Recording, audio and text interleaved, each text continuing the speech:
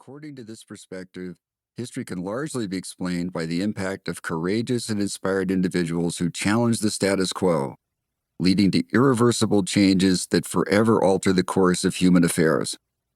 I leave it to the listener to assess for themselves whether Lou Elizondo is one of those people. At a minimum, I can say without fear of contradiction that Lou has played a central and indispensable role in forever changing the way humanity views the issue of unidentified anomalous phenomenon, UAP. Indeed, revelations regarding the UAP issue may soon cause humanity to reframe its view of itself and our place in the cosmos.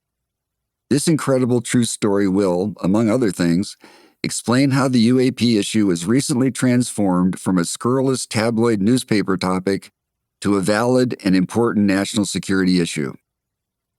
To fully appreciate the impact Lou and some of his colleagues have had on our understanding of UAP, you need to first understand the situation that existed at the time Lou began his journey.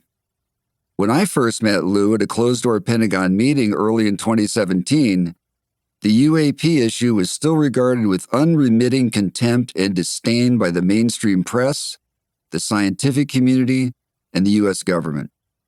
This was nothing new. The UAP issue had been mired in a quagmire of controversy, wheels futilely spinning, accusations flying, since the 1940s.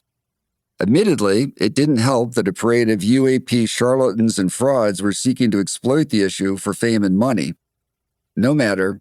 From 1970, when the U.S. Air Force abandoned Project Blue Book, its public relations effort to investigate and discredit UAP reports, until late in 2017, when Lou resigned his position on the staff of the Secretary of Defense, there was no meaningful change in either the stated position of the U.S. government or in public perceptions of the UAP topic.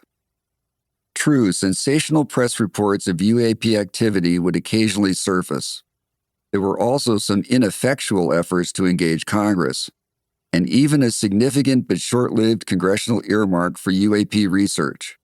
But there was no meaningful progress in recognizing the validity of the UAP issue from 1970 through 2017. Indeed, the UAP stigma was so bad in 2017 that most commercial and military personnel were afraid to report their observations for fear of damaging their careers and reputations.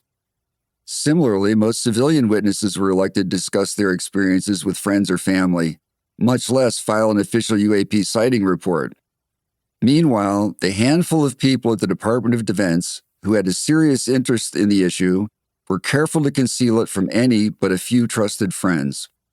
Prior to 2017, when DoD personnel discussed UAP, it was usually behind closed doors or in whispers.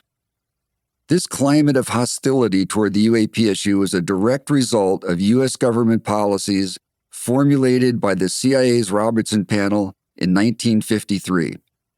Claiming to fear U.S. air defense communications might be overwhelmed by UAP reports, this CIA panel advised the Air Force to enlist the Walt Disney Company and the mass media in a campaign to, quote, debunk, end quote, UAP.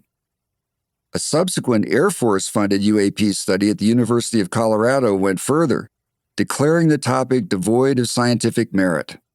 Chaired by physicist Edward Condon, it went so far as to recommend that academic institutions ensure students could not receive academic credit for studying the UAP issue. Dr. Condon's report provided the Air Force the excuse it sought to close Project Blue Book, its controversial UFO investigation. As time passed, Air Force contempt and hostility for the UAP issue became more explicit. By 1970, despite thousands of credible unexplained UAP reports, the Air Force disingenuously took the position that UAP were simply the result of, quote, a mild form of hysteria, individuals who fabricate reports to perpetrate a hoax or seek publicity, psychopathological persons, and misidentification of natural objects, end quote. In other words, according to the Air Force, anyone reporting a UAP was either crazy, a fraud, or a fool. For decades thereafter, notwithstanding the testimony of many U.S. military veterans, and documentation unearthed by UAP researchers confirming